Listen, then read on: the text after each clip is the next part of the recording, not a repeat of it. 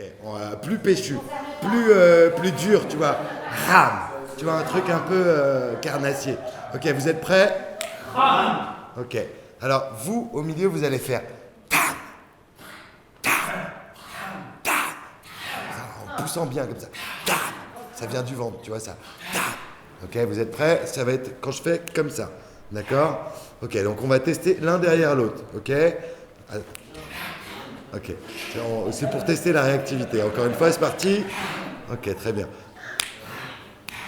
Ok. Et vous, vous allez faire quand je ferai comme ça. Non, bah toi, t'es avec eux là. D'accord, toi, t'es avec eux. Et vous allez faire. Ok, vous êtes prêts? On va le tester quand même encore une fois. Vous êtes prêts? Ok. Attention, on va tester tous les trois ensemble. Ok. Plus péchu, soyez dedans. Hein. Attention.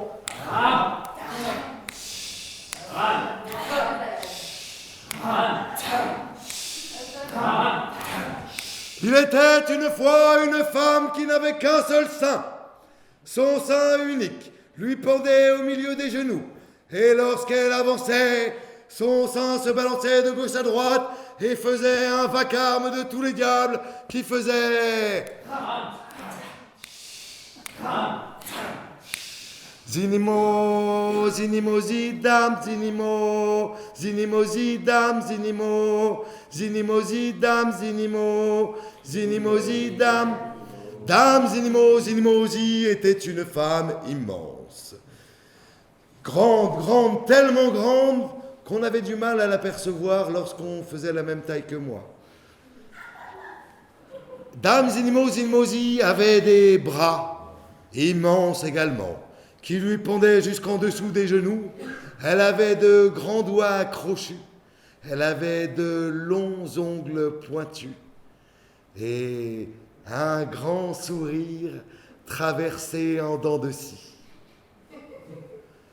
Et Dame Zinimo, Dame, avec un tel physique, vous imaginez bien, avait beaucoup de mal à rencontrer des hommes. Alors, à chaque fois qu'elle en voyait un, elle retroussait ses bras, elle souriait, et les hommes faisaient... Ils partaient en courant, vous imaginez bien. Un jour, alors que Dame Zinimo, Dame était là que lors de toutes ces rencontres, tous les hommes fuient, elle rencontra un petit homme.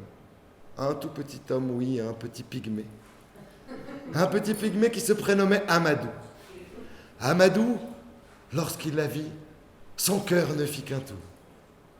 Il mit un genou en terre et il lui dit « Oh, beauté, comment te prénommes-tu » Dame Zinimo, le regarda, fort étonné qu'un homme lui parle de cette manière. Elle le regarda ainsi et lui dit « Oh amour, comment te prénommes-tu » Je suis Dame Zinimo, Oh amour, je suis à toi. Et hop, le voilà qui saute dans les bras de Dame Zinimo, qui a ce petit homme dans ses bras, qui la regarde langoureusement et lui tend les lèvres. Dame Zinimozi lui dit « Mais que fais-tu ainsi ?»« Je veux t'embrasser, car pour moi tu es l'amour. » Dame Zinimozi le regarde, s'approche, elle tend les lèvres, et ils s'embrassent. Et ce fut le début d'une histoire d'amour, puisque souvent les histoires commencent comme ça. C'est souvent une histoire d'amour qui guide le rythme des pas.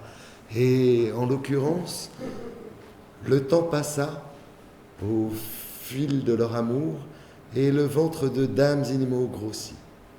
Grossit. Et lorsque le petit Amadou vit le ventre de Dame Zinimozi se développer,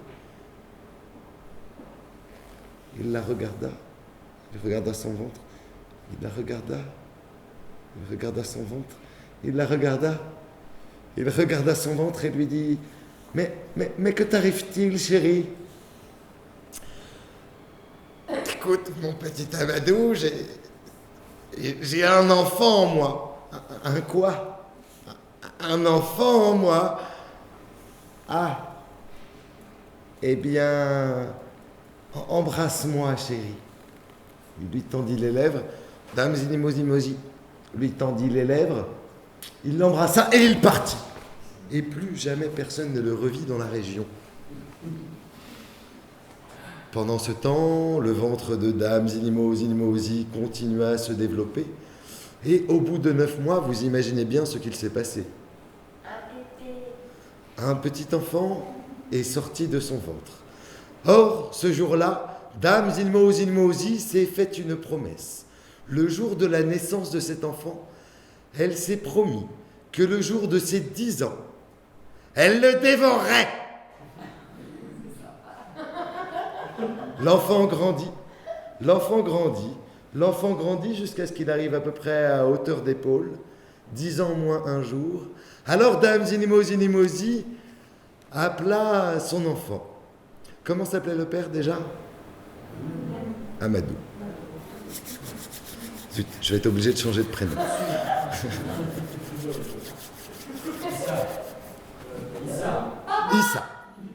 Issa, c'est très bien. Dame Zinimozi appela Issa. Issa, mon petit, viens ici, je t'en prie. J'ai quelque chose à te dire. Ah oui, maman, j'arrive. Issa était un petit enfant très éveillé, au sourire béant, généralement, lorsqu'il s'adressait aux gens, et qui les regardait, et il dit « Maman, que veux-tu me dire ?»« Issa, mon petit, demain, tu vas avoir 10 ans. Et le jour de ta naissance, je me suis promis une chose, c'est que le jour de tes 10 ans, je te dévorerai. Alors, ce soir, au coucher du soleil, tu vas aller te coucher et demain matin, lorsque tu te lèveras, je t'égorgerai. Et ensuite, je me repèterai de ta chair après t'avoir rôti. » Vous imaginez à l'annonce que lui fait sa mère la réaction de l'enfant. Il titube. Il va vers sa case et il tombe. Il s'endort. Il se réveille. Il regarde dehors. Le soleil n'est pas encore levé. Alors, à pas feutré, il sort et il se met à courir. Il se met à courir à travers la savane. Il court pour fuir sa mère avec ses dents terribles, avec ses ongles prêts à déchirer sa chair. Il court pour fuir ce funeste destin, sa mère qui veut le dévorer. Au bout d'un moment, il aperçoit le soleil qui se lève. Il redouble, il court, il aperçoit une forme au loin, une forme gigantesque. Il s'en approche, et là, il aperçoit Dame Girafe. Dame Girafe qui, tranquillement, avance, et le regarde et lui dit « Mon petit, où cours-tu ainsi ?»« Je cours, car je fuis ma mère qui veut me dévorer. »« Ta mère veut te dévorer? Mais mon petit, je peux t'aider. Je suis tellement grande que tu n'auras qu'à te cacher derrière moi. Je vais me laisser tomber sur le côté, et à ce moment-là, tu te cacheras derrière moi et ta mère ne te verra pas. » Sitôt dit, sitôt fait, la girafe s'allonge, le petit se cache derrière elle, blotti, et au bout d'un moment, une onde commence à se répandre sur le sol, décollant la poussière, puis un fracas qui décolle la poussière, créant de petits nuages. Et on entend un vacarme de tous les diables qui fait...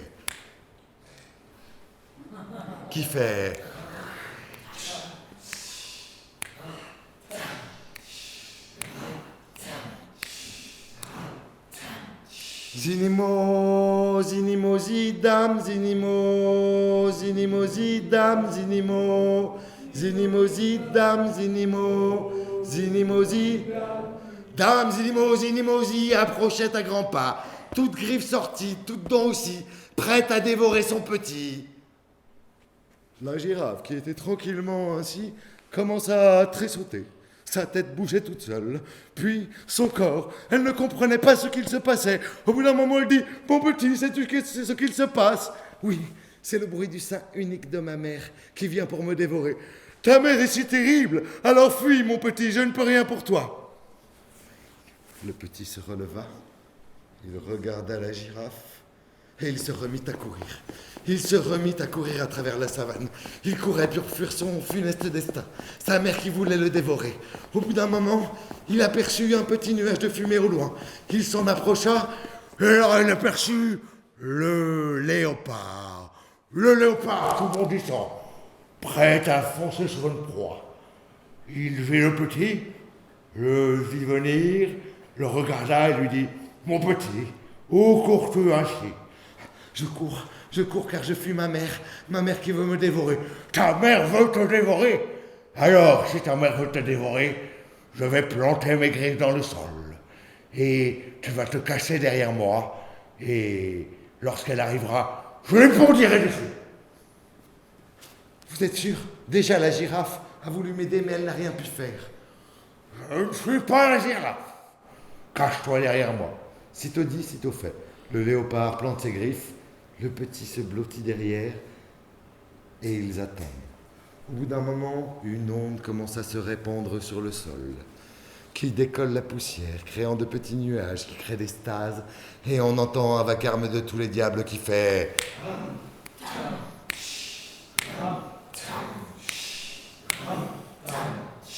Zinimo, zinimo, zidam, zinimo, zinimo, zidam, zinimo, zinimo, zidam, zinimo, zinimo, zidam, zinimo, zinimo, zi, approchait à grands pas, toute griffe sortie, toute dent aussi, prête à dévorer son petit. Le léopard, qui était tranquillement, planté les griffes dans le sol, attendant, commença à tressauter, puis à sauter, puis à bondir sur place, sans que pourtant il ne fasse rien. Il dit « Mon petit, sais-tu ce qu'il se passe ?»« Oui, c'est le bruit du sein unique de ma mère qui vient pour me dévorer. »« Ta mère est si terrible, alors mon petit, fuis, je ne peux rien pour toi. » Ma douceur. Issa se releva, il regarda le léopard. Il cracha par terre. Et il recommença à courir. Il se remit à courir à travers la savane. Il courait pour fuir ce funeste destin, sa mère qui voulait le dévorer. Au bout d'un moment, il aperçut le fleuve. Il se mit à le longer. Puis, il aperçut une forme dans l'eau. Il s'en rapprocha. L'hippopotame était là, tranquillement, en train d'errer. Il aperçut le petit. Il lui dit, en sortant de l'eau, « Mon petit, où cours-tu ainsi ?»« Je cours pour fuir ma mère qui veut me dévorer. »« Ta mère veut te dévorer ? Alors, mon petit, je suis tellement gros que tu pourras te cacher derrière moi. Et lorsqu'elle arrivera, elle ne te verra pas. Déjà, la girafe et le léopard ont voulu m'aider. Tu ne peux rien pour moi. »« Écoute, mon petit, nous allons tout de même essayer. » Et il se laissa tomber sur le côté, sa graisse faisant des vagues. Et le petit se cacha derrière lui. Au bout d'un moment, une onde commença à se répandre sur le sol. Puis, des tressautements. Puis, des tremblements. La poussière se décolla, créant de petits nuages et créant des stases qui faisaient un vacarme de tous les diables.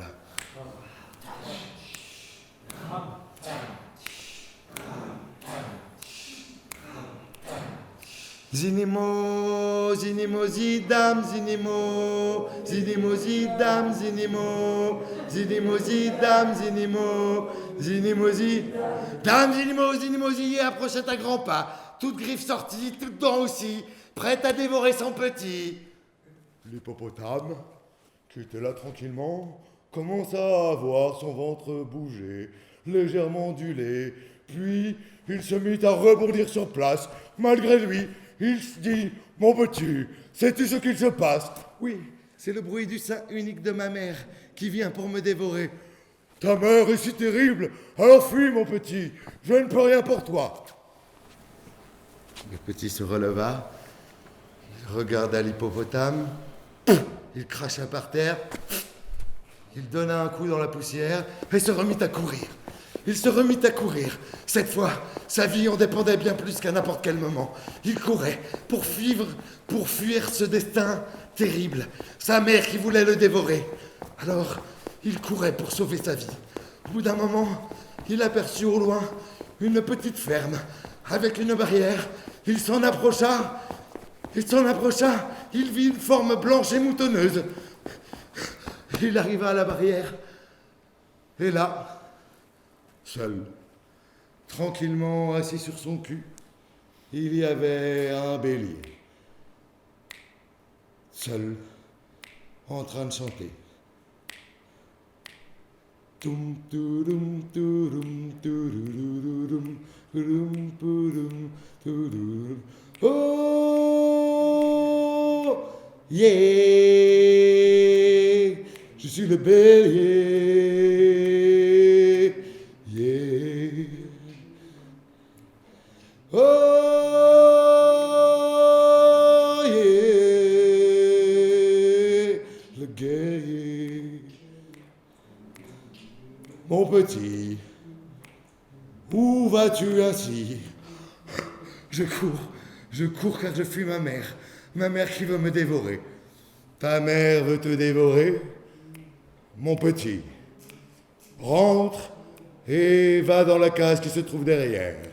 Cache-toi à l'intérieur, j'attendrai ta mère, et lorsqu'elle viendra, je m'occuperai d'elle.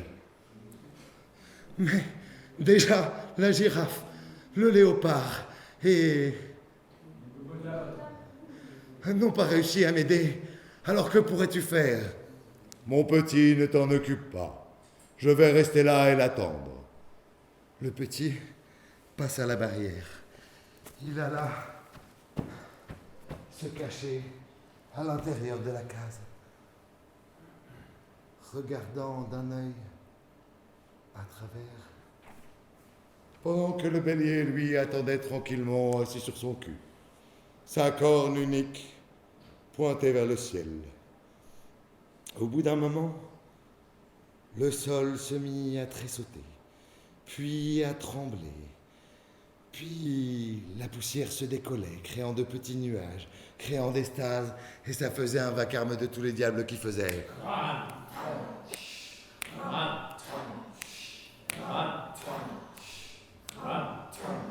Zinimo, zinimo, zidam, zinimo, zinimo, zidam, zinimo, zinimo, zidam, zinimo, zinimo, zidam, zinimo, zinimo, arrivait à grande dent sortie, toute griffe aussi, prête à dévorer son petit. Elle vit le bélier et lui dit: Bélier, sais-tu où est mon petit? Oui, dame zinimo, zinimo, ton petit est dans la cage qui se trouve derrière moi, et si tu veux le retrouver, tu devras m'affronter. Mais c'est mon petit. Pourquoi te mets-tu en travers de mon chemin? Si jamais tu décides de m'affronter, alors je vais te dévorer. Dame Zinimo, tu peux me faire toutes les menaces que tu veux. En attendant, je resterai là, assis sur mon cul. Et si tu veux venir me rejoindre, n'hésite pas. Dame Zinimo, enjamba la barrière d'un pas. Elle ouvrit des bras immenses et une bouche encore plus grande, prête à enfourner le bélier. Le bélier, lui, pendant ce temps-là, leva son cul. Il fit un bond, 2 bonds, 3 bonds et donna un coup de sa corne unique dans le sein unique de Dame Zinimo, Dame, l'envoyant si haut, qu'il lui fallut tout de même plus d'une demi-heure à redescendre. Et lorsqu'elle redescendit en tournoyant dans un flot de sang, et sa tête vint se planter dans le sol. Ahmed Issa sortit, il regarda, il alla prendre le bélier dans ses bras, il regarda sa mère. Il ne savait plus trop où il était, ce qu'il devait faire, être heureux ou malheureux. Et il remercia chaudement tout de même le bélier. Le bélier lui dit: mon petit, ton histoire ici est finie. Prends la route et va la raconter à tous ceux que tu croises. Issa le regarda et lui dit: merci. Il le prit une dernière fois dans ses bras, puis il partit sur les routes. Il alla de village en village, de ville en ville, d'oasis en oasis, raconter son histoire, raconter ce qui lui était arrivé, sa mère qui voulait le dévorer, et tout ça. Et les gens l'écoutaient, ou pas. Mais il était là, sur tous les marchés, à raconter son histoire. Et un jour, qu'il était là à raconter son histoire, il rencontra une belle jeune fille, évidemment, qui le regarda, qui l'écouta d'une manière qui lui toucha tout de suite le cœur. Et ils se parlèrent, et évidemment, ils eurent des enfants.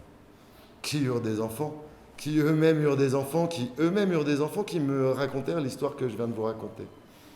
Mais avant de terminer cette histoire, il me reste une chose à vous dire. C'est que tant Dame Zinimozi, Dame était mauvaise, qu'aucun de tous les animaux de la savane n'osa s'approcher de son dos. Même les charognards, même les vautours, même les hyènes, seuls les termites s'en approchèrent, et pour protéger les autres animaux, ils construirent leur maison tout autour du dos de Dame Zinimozi, Dame. Et c'est pour ça que les termitières ont cette forme si étrange.